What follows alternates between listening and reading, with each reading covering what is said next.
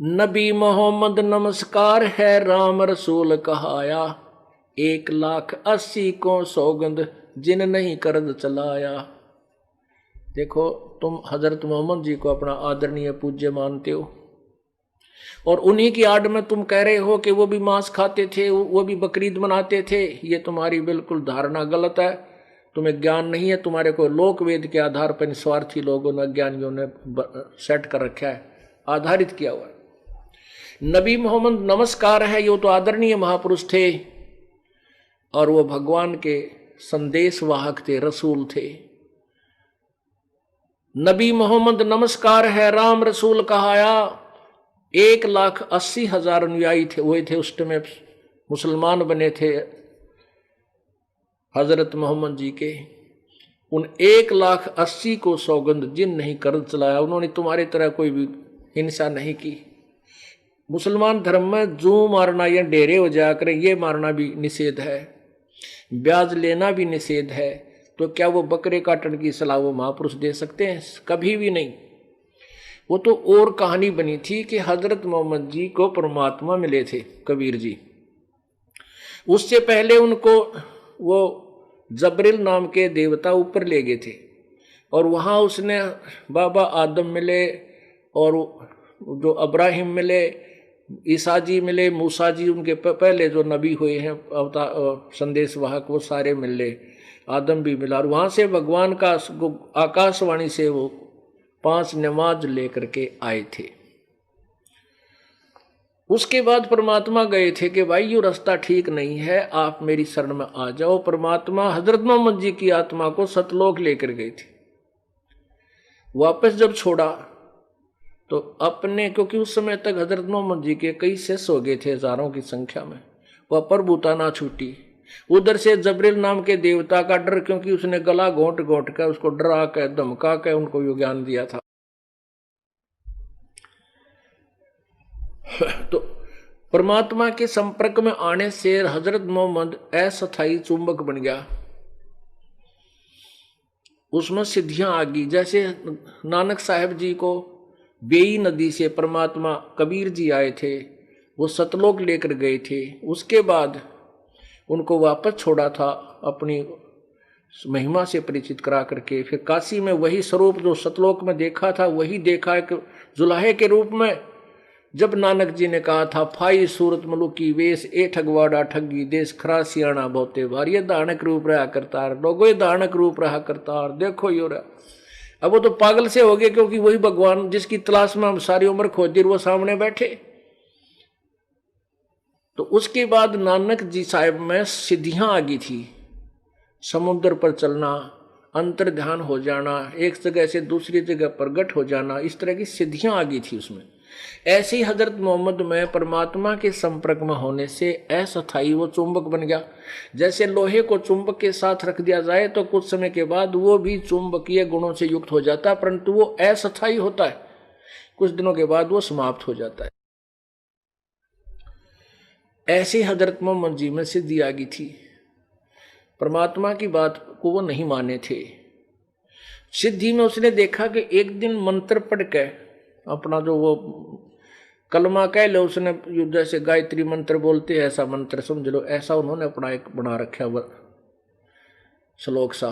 उस कलमे को पढ़ के और उसने एक बकरे का पत्थर मार दिया, कांकर, और वो बकरा मर गया। उस बकरे का मालिक था गरीब आदमी, भेड़ बकरियां पाला करते उस क्षेत्र में। वो रोने लग गया, नो बोला, है पीर जी, मेरा तो एक गरीब का ही बकरा था, यूं मर गया। तो उसने फिर उसको जीने के लिए उसके ऊपर हाथ फेर दिया, जीवाने के लिए अपना फिर कलमा पढ़ दिया, वो जीवित हो गया बकरा। अब वो गरीब आदमी जिसने कति हाथ कान हिला कर उस बकरे के देख लिए थे, कति मर गया, ये तो जीवित ही नहीं था। 2-4 और भी थे, पाल इकट्ठे हो गए वहां, गवाले हुए उनके रखवाले, सब ने चेक कर लिया था कि मर चुका है, तो खत्म हो लिया।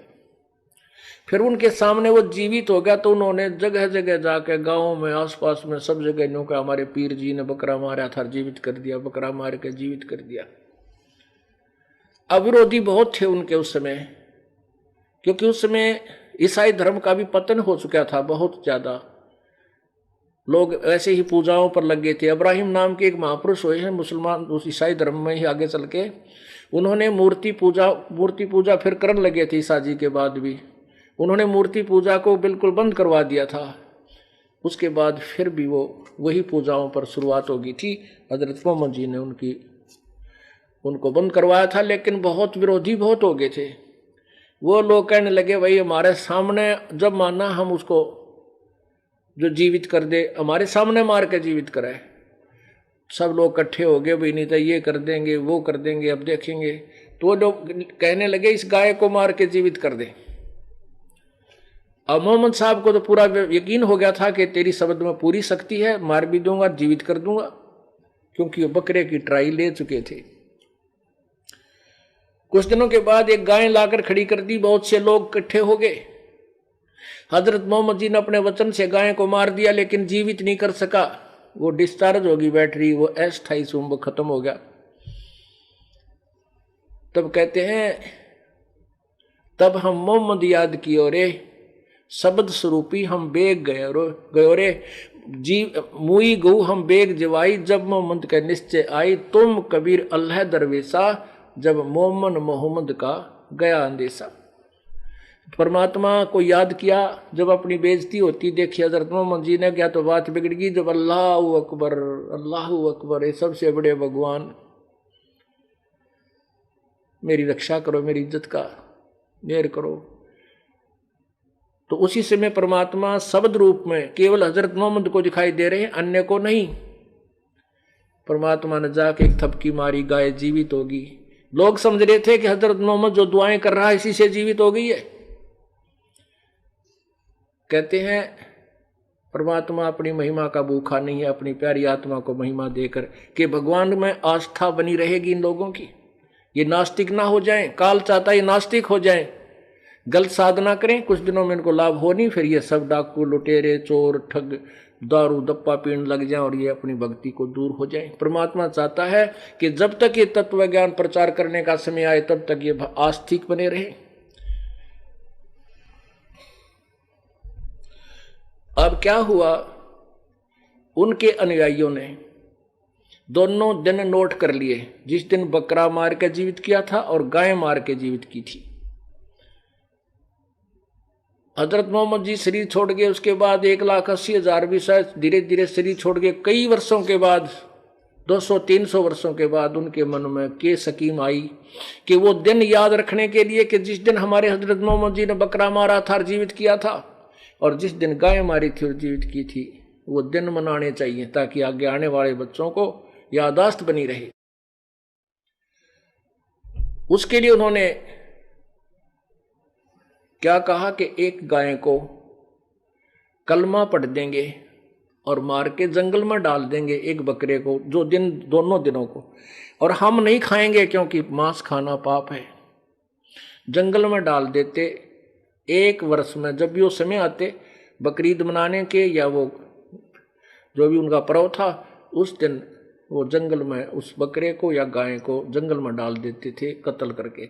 ऐसे ऐसे हजारों सैकड़ों हजारों की संख्या में जगह जगह गांव गांव में ये ऐसे वो पर्व मनाया जाने लगा। उसी दौरान एक अकाल गिर गया, दुर्भिक्ष। अकाल गिरने से हाहाकार मच गई, लोग भूखे मर रहे थे। उसी दिन वो पर्व आ गया गाय काटने का। वो गाय को हलाल करके धीरे धीरे काटना, गला भी प्यार से धीरे धीरे, इसलिए हलाल कहते हैं। उनकी अपनी स्कीम थी, या मोहम्मद साहब या उन नबियों की नहीं थी। उन्होंने वो सब जगह सब गांवों में वो दिन पर्व मना करके और गाय बिस्मिल करके बाहर डाल दी गई। अब लोग भूखे मर रहे थे। 2-4 मुसलमानों ने उस गाय के मांस को पकाकर खा लिया। अन्य मुसलमानों ने देखा कि ये तो जुल्म कर दिया इन्होंने, मुसलमान होकर के मांस खा लिया। परमात्मा कहते हैं मुसलमान सो मांस छू है नहीं, मांस बकै सो गोला। तो सब जगह झगड़ा हो, वो समस्या पैदा होगी, बवाल मच गया, इनको सजा दो, इनको ये कर दो, सजाए मौत दो, इन्होंने मांस खाया है। अब वो सारे पुजारी जो थे, काजी मुल्ला इकट्ठे हुए, भाई ये तो सब जगह शिकायत आ गई, हजारों लाखों हजारों संख्या में लोगों ने गड़बड़ कर दी, इनको सजा कैसे दी जा सकती। उन्होंने स्कीम बनाई कि ये फैसला सुना दिया, ये कह दो कि कलमा पढ़ने से गाय का मांस पवित्र हो गया था, उन्होंने प्रसाद रूप में खाया है, उनको पाप नहीं लगा, अब वो पवित्र प्रसाद बन गया। अब उस दिन गाय को या बकरे को काटकर घर घर प्रसाद बांटा जाता है कि पवित्र हो गया। अब ये बाद में बनाई हुई मजबूरी की स्टेटमेंट थी, ना कि उन महापुरुषों की। नबी मोहम्मद नमस्कार है राम रसूल कहाया, 1,80,000 को सौगद जिन नहीं कर चलाया, अरस कुर्स पर अला तकत है खालिक बिन नहीं खाली, वो पैगंबर पाक पुरुष थे साहिब के अब्दाली।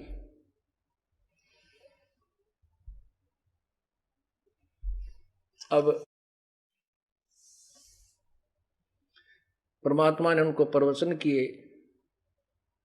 और उस सिकंदर लोधी का दिमाग ठिकाना आ गया, कहने लगा भगवान मैं मांस नहीं खाऊंगा आज के बाद, चाहे वो कुछ भी कहें, ये मेरा प्रॉमिस हो गया। अगर ठीक है प्रॉमिस हो गया तो मेरा प्रॉमिस है, नाम दे दूंगा। हुक्का तम्बाकू नहीं प्रयोग करेगा।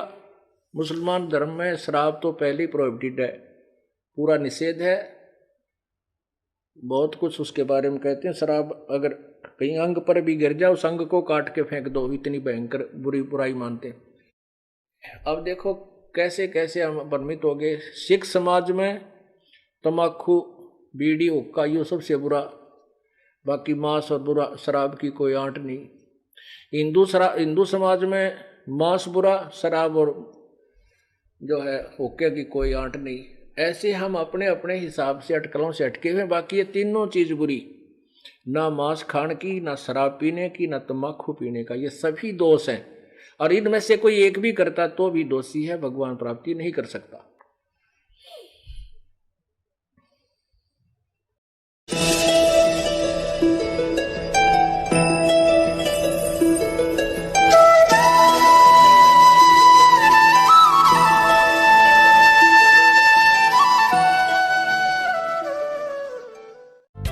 सदगुरु टीवी ऑफिशियल चैनल को सब्सक्राइब करें, साथ में बेल आइकन प्रेस करें ताकि हर वीडियो आपको मिले सबसे पहले।